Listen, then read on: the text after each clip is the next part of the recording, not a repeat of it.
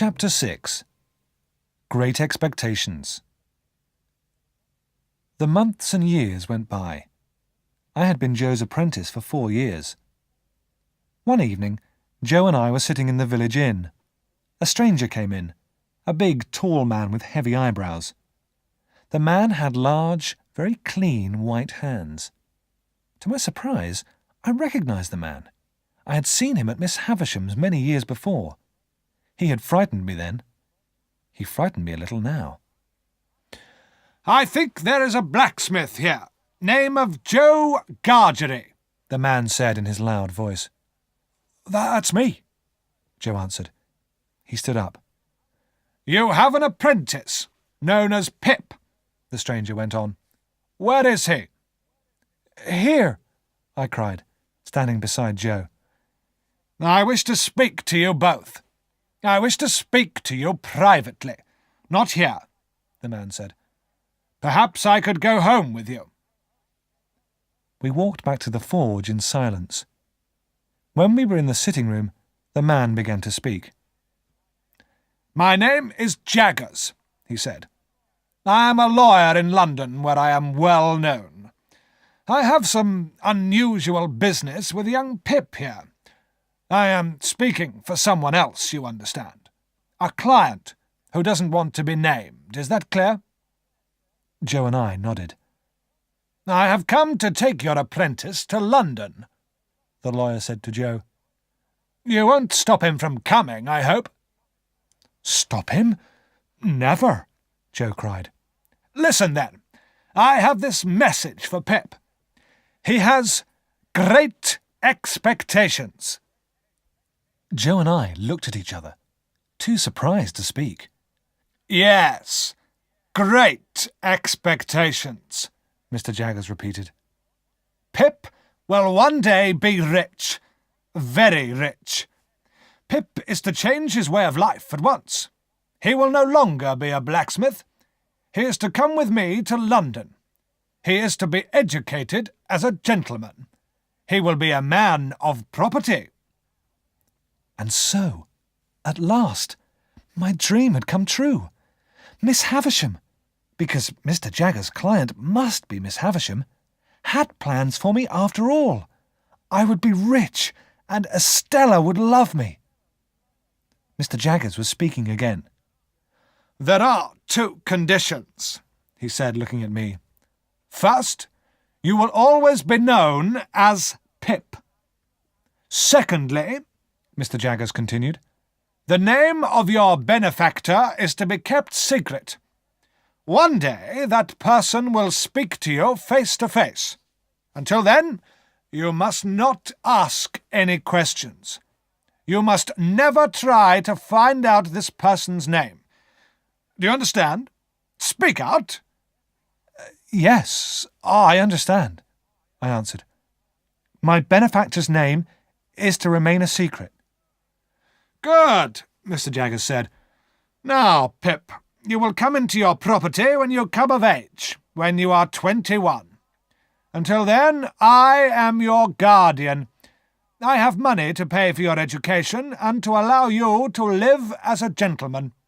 You will have a private teacher. His name is Mr. Matthew Pocket, and you will stay at his house." I gave a cry of surprise. Some of Miss Havisham's relations were called Pocket. Mr. Jaggers raised his eyebrows. "Do you not want to live with Mr. Pocket? Have you any objection to this arrangement?" he said severely. No, none at all," I answered quickly. "Good. Then I will arrange everything," Mr. Jaggers went on. "Mr. Pocket's son has rooms in London. I suggest you go there. Now, when can you come to London?" I looked at Joe. "At once, if Joe has no objection," I said. "No objection, Pip, old chap," Joe answered sadly. "Then you will come in 1 week's time," Mr. Jaggers said, standing up. "You will need new clothes. Here is some money to pay for them. 20 guineas. He counted out the money and put it on the table. "Well, Joe Gargery, you're saying nothing. Mr. Jaggers said to Joe sternly. I have money to give you, too. Money? What for? Joe asked. For loss of your apprentice, Mr. Jaggers answered.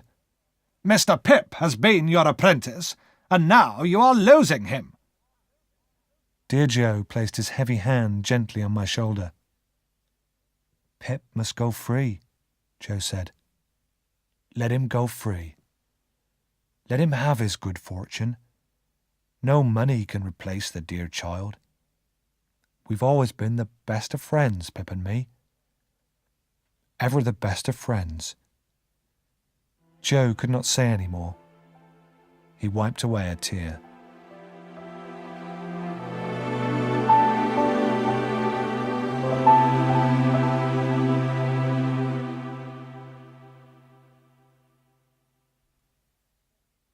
And so, my whole life changed. How happy I was! But Biddy and Joe were sad and quiet. This upset me. Why were they not pleased at my good fortune? The next few days passed slowly for me. I bought new clothes, boots, and a hat. I decided to say goodbye to Miss Havisham before I left for London. How smart you look, Pip, Miss Havisham said when she saw me. You look like a gentleman. Why is this? I have had good fortune since I last saw you, Miss Havisham, I said with a smile. I am so grateful, Miss Havisham, so grateful. I know. I have seen Mr. Jaggers, Pip, Miss Havisham answered. He tells me you have great expectations. You now have a rich benefactor, and you are leaving for London tomorrow. Yes, Miss Havisham. Well, be good then, Pip, and do what Mr. Jaggers tells you. Goodbye, Pip. You must keep the name of Pip, you know. Goodbye, Miss Havisham. Miss Havisham smiled and held out her hand. I bowed and kissed it. On my last evening at the forge, Biddy cooked a special supper, and I wore my new clothes. The London coach left the town at 6 o'clock the next morning. I told Biddy and Joe that I wanted to walk to the town alone. Was I ashamed to be seen with them there? I'm afraid I was. I said goodbye to Mrs. Joe, then to Biddy and Joe. Biddy and Joe were both in tears as I waved goodbye for the last time. I walked on, and then my own tears began to fall. As I got nearer to the town, the morning mist disappeared and the sun shone. I was on my way to London. I was a young man with great expectations.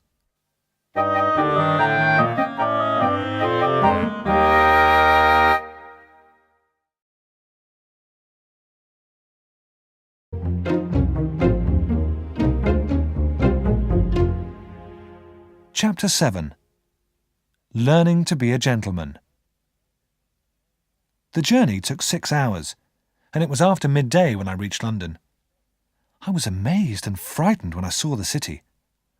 London was crowded with hundreds of people, and its streets were dirty. I had the address of Mr. Jaggers' office in Little Britain, Cheapside. After asking the way, I started to walk along the narrow, crowded streets. At last, I found a door with Mr. Jaggers written on it. The open door led into a small office. A clerk was working there. He looked up as I walked in. "Is Mr. Jaggers here?" I asked nervously. "Mr. Jaggers is in court. He won't be long," the clerk answered. "You are Mr. Pip, I think. My name's Wemmick. Come and wait in Mr. Jaggers' room." Mr. Jaggers' room was a dark, gloomy place.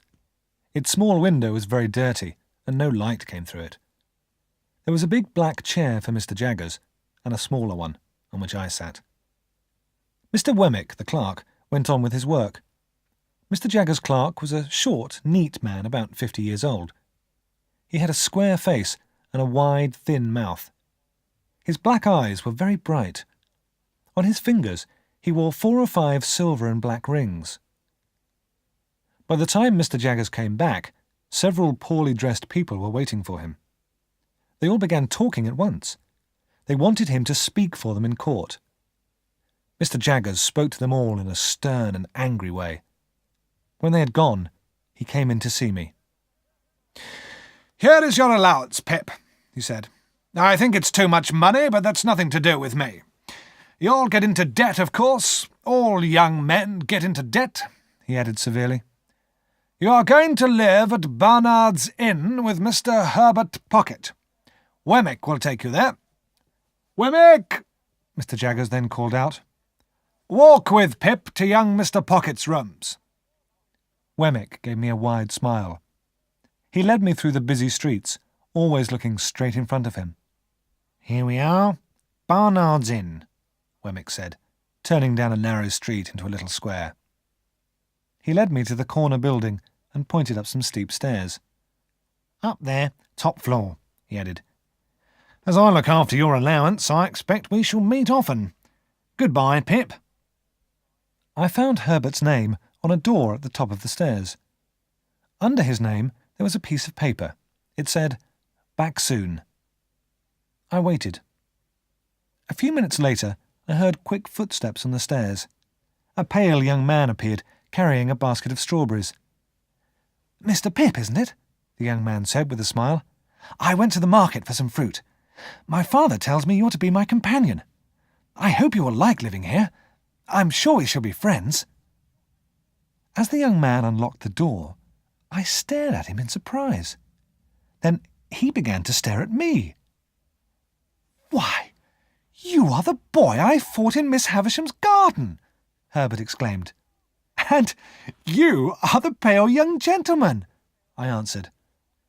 We both laughed cheerfully and shook hands. "It all seems so long ago," Herbert said. "Miss Havisham is my father's cousin. She's a very strange woman. You met Estella, of course. Miss Havisham adopted her to take revenge." "Revenge? For what? What do you mean?" I asked. "Don't you know?" Herbert replied. "It's a very strange story. Mr. Jaggers is your guardian, isn't he? He's Miss Havisham's lawyer, too, and he knows all her secrets." Whilst we ate dinner, Herbert told me all he knew. "Miss Havisham's father died. She and her brother were very rich," Herbert said. "But the brother spent his money carelessly and was soon in debt. Miss Havisham's brother had a very wicked friend. He was dishonest, and he was a liar. Miss Havisham fell in love with this man. My father tried to warn Miss Havisham, but she would not listen. The two young people decided to get married, and all the arrangements were made for the wedding. But on the wedding day, the bridegroom did not come. He sent Miss Havisham a letter saying he could not marry her." "And did Miss Havisham receive that letter at 20 minutes to 9, as she was dressing herself for the wedding?" I asked. "Exactly at that time," Herbert said. "As you know, everything in the house stopped at that moment. Miss Havisham has not seen the daylight since." "When did she adopt Estella?" I asked. "I don't know," Herbert replied. "As long as I have known Miss Havisham, Estella has been at Satis house." "Miss Havisham wants to take revenge on all men," he went on. "Miss Havisham has brought up Estella to break men's hearts, because her own heart was broken." The next day, Herbert took me to his father's house in Hammersmith to begin my education as a gentleman. I was to live there while I was studying. I also had my own room at Herbert's. We got on well together. Herbert taught me how to dress in smart London clothes. He also showed me how to behave like a gentleman. I was able to help Herbert pay for his rooms with my allowance. Herbert had little money and no expectations. His rooms were almost empty and not very comfortable. I had the idea of buying carpets and some more furniture. But to get these things, I needed more money. Feeling a little afraid, I went to Mr. Jaggers. "How much do you want?" said Mr. Jaggers sharply. "Well," I began. "Come, you must have an idea," Mr. Jaggers went on in his stern way. Shall we say £50? Oh, not nearly so much as that, I said quickly. £5, then? Mr. Jaggers suggested. Oh, more than that, I exclaimed. More than 5, Mr. Jaggers said slowly. How much more? Twice 5? 3 times? 4 times 5? Will that do? I told Mr. Jaggers that £20 would do very well. Wemmick! Mr. Jaggers cried as he left the office. Give Mr. Pip £20. I don't think I understand, Mr. Jaggers, I said to Wemmick when we were alone. He doesn't expect you to understand him. He doesn't want you to, Wemmick replied. No one understands him. That's why he's so successful. Here's your money, Mr. Pip. Another young man was studying with Mr. Matthew Pocket. His name was Bentley Drummle. He came from a good family, and he was very rich. Bentley Drummle was a gentleman, but he did not behave like one. He was a big, awkward, clumsy young man, and he was proud and bad-tempered. Mr. Jaggers took an interest in Matthew Pocket's young gentleman. One day he invited us all to his house for dinner. The food was good, and we had plenty to drink. Mr. Jaggers liked to watch us talking and arguing. He was interested to see how much Drummle and I hated each other. Dinner was served by Mr. Jaggers' housekeeper. She was a tall woman of about 40. Her face was very pale, and her eyes were dark. Her long dark hair lay over her shoulders. When the woman brought in the food, she looked only at Mr. Jaggers. She was breathing quickly, as though she was afraid. As he drank his wine, Bentley Drummle became more and more bad-tempered. He kept saying how strong he was. Very soon, he and I had taken off our jackets to show how strong our arms were. At that moment, the housekeeper came in to take the plates from the table. Mr. Jaggers suddenly caught hold of one of her arms. He looked at us all and then spoke. If you want to see strength, Mr. Jaggers said, look at this woman's wrists. Molly, let them see your wrists, both of them. Master, no, the woman whispered, staring at Mr. Jaggers with her strange, dark eyes. Show them, Molly, Mr. Jaggers said. He held Molly's wrists down on the table. There's power in those wrists, Mr. Jaggers said.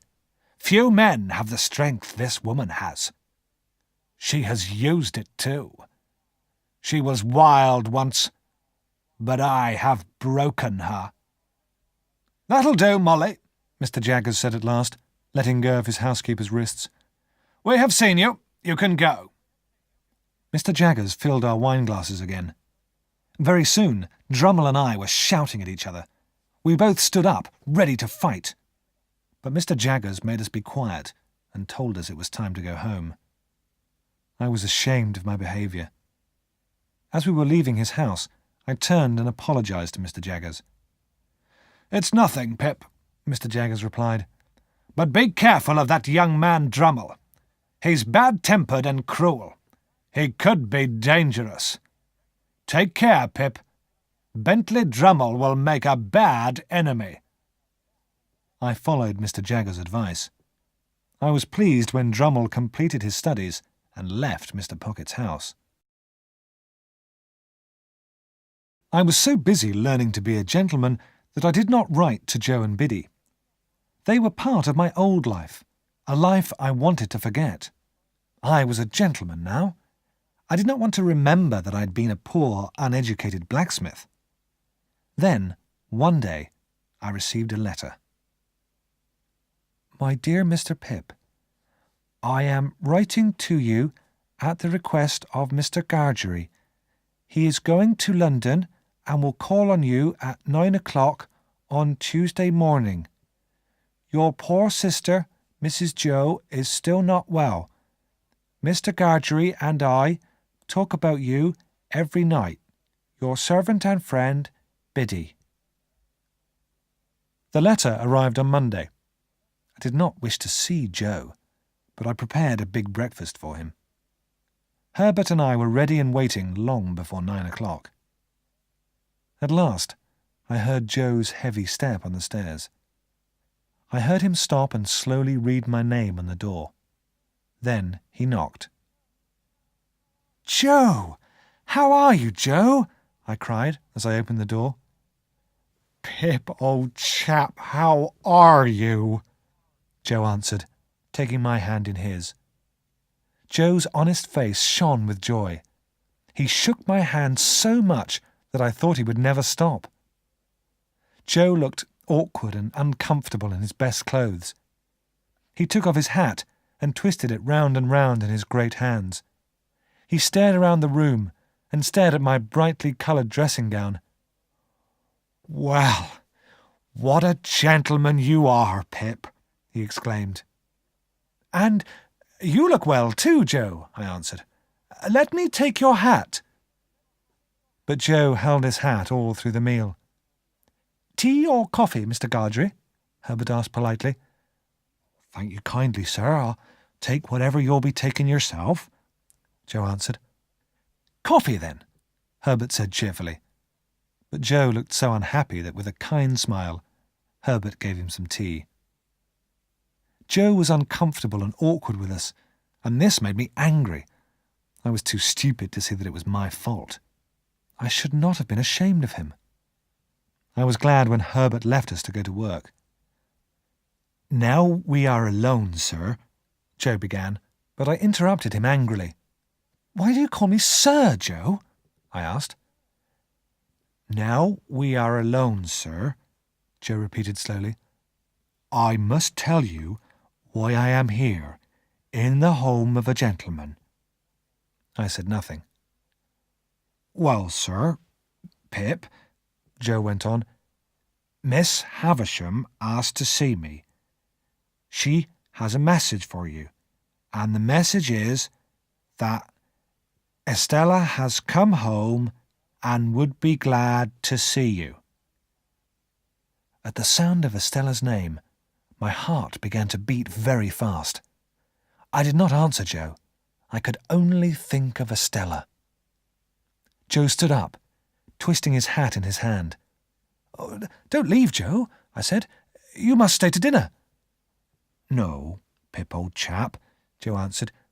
"You are a gentleman now. It's not right for me to be here in London. But if you ever come back and visit us at the forge, you will be very welcome. Until then, I'll say goodbye. Goodbye, and God bless you, Pip, old chap." And before I could answer, Joe had gone. I sat at the table, excited and confused. Miss Havisham had plans for Estella and me, that was clear.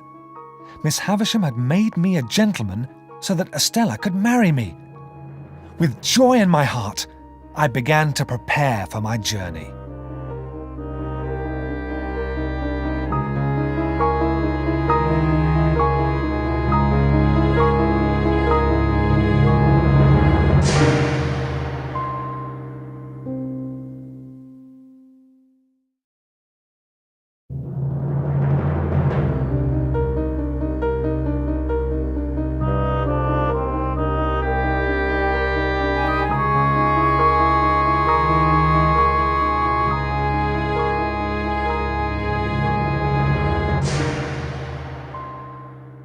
Chapter 8.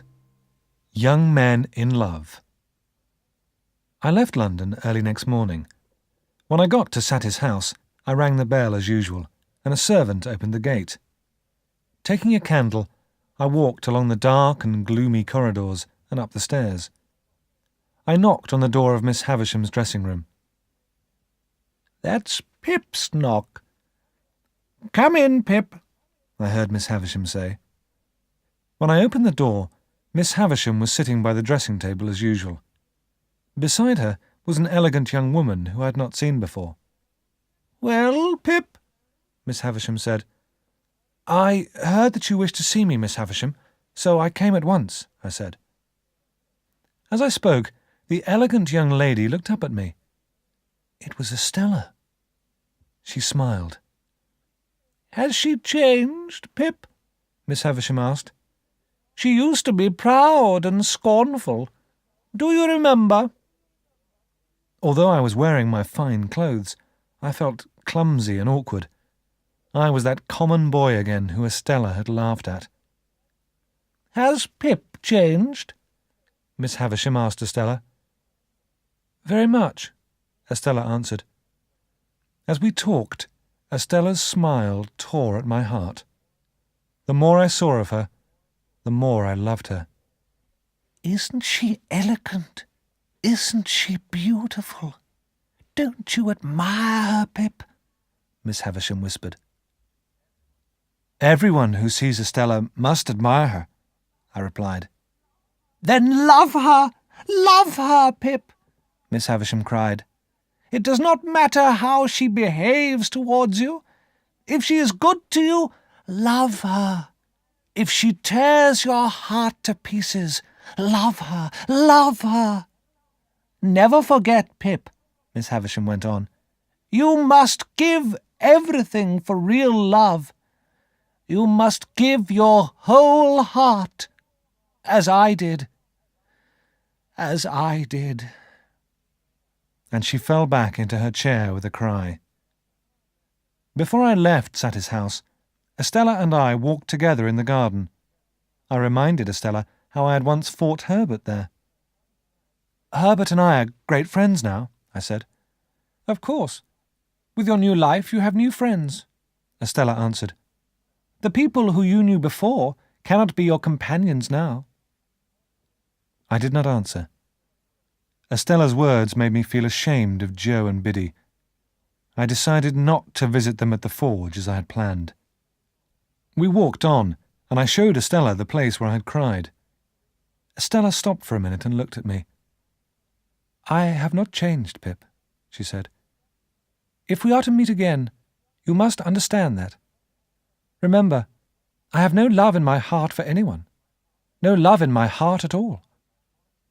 I heard Estella's words, but I did not believe them. Estella and I were going to be together. Miss Havisham had planned it. But my love for Estella did not make me happy. I was in torment when I saw her, and in torment when I did not see her.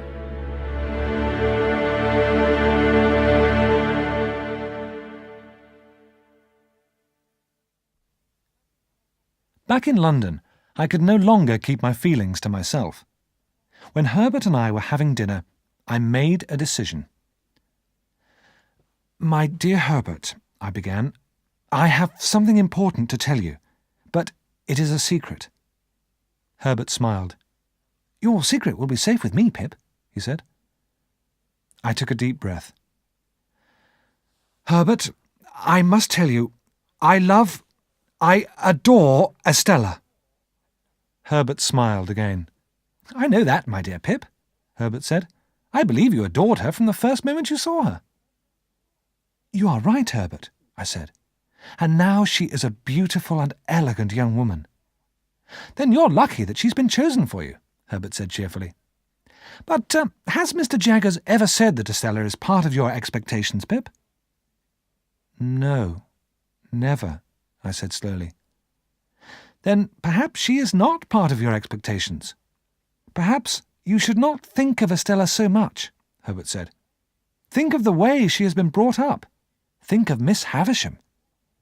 Estella has the power to make you very unhappy, Pip. Could you not forget her for a time?" I shook my head. "No, that's impossible, quite impossible," I replied. "Well then, I suppose there is nothing more to say," Herbert said kindly. "But you are not the only one in love, Pip," Herbert added. "I have a secret of my own, and my secret is, I am engaged to be married." "Congratulations, Herbert," I said. "May I know the lady's name?" "Her name is Clara. She lives with her father, who is an invalid. As I have no expectations and she is poor, we cannot marry yet, not until I make my fortune. That means hard work," Herbert went on. "One day I shall have enough money to marry, And then how happy Clara and I will be. How lucky Herbert was. He was poor, but Clara loved him. I was in love with a beautiful woman, and I had great expectations. But Estella was proud, and had no love in her heart for me. Would Estella ever forget her pride and love me?